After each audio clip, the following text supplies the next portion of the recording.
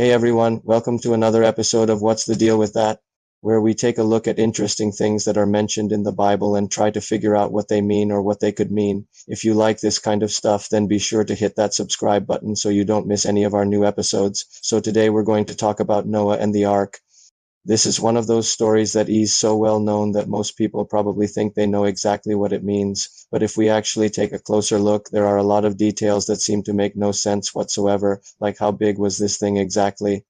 How did they keep it afloat? And who built it? Let's start with Noah. His name literally means rest or comfort. So he is a man whose very name foreshadows the comfort that God will bring to all of creation after the flood. Noah is described as a righteous man, blameless among the people of his time, walking with God. He lived a long life, 950 years in fact. That's even longer than Methuselah, the oldest person who ever lived. It says that Noah was 500 years old when he had his first son, Shem. And then 350 years later, after having two more sons, Japheth and Ham, he built the ark at the ripe age of 600. Okay, now let's talk about this ark. The word ark simply means a large boat or vessel. We do and truly know exactly what it looked like because there is never any description of it in the Bible other than the fact that it was huge. Some people imagine it as a giant wooden boat, like something that you would see in a pirate movie. Others imagine it like a big bathtub. I've even heard people say it was probably more like a hot tub. All I can say is that none of those things are correct because it specifically says here that it was made of gopher wood, which some people try to identify as cypress trees. And then it goes on to say that the inside of the ark was coated with pitch, so whatever it was made of, it wasn't wood. Now this next part makes no sense whatsoever, but it says that the ark was 3 cubits wide, 3 cubits high, and 40 cubits long. Now the Bible uses different types of cubits, and we have no idea which one they're talking about here. But if we were to use the biblical average for a cubit, which was about 18 inches, then this thing was either 54 feet wide, 54 feet tall, and 720 feet long. That would make it about the size of a football field, only 20 feet high. Now, I don't know about you, but that doesn't seem like enough room for all of the animals, food, and people that are supposed to be on there. Then again, maybe it wasn't that deep. Maybe it was more like a flat-bottom boat, but who built this thing?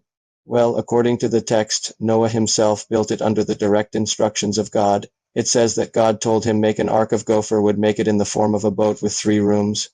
And I will take 7 pairs of all kinds of clean animals and 7 pairs of all kinds of birds to keep them alive with you. You are to bring them into the ark with you and keep them safe. So not only did Noah build the ark, but he also designed it. He knew exactly what type of wood to use and how to construct it.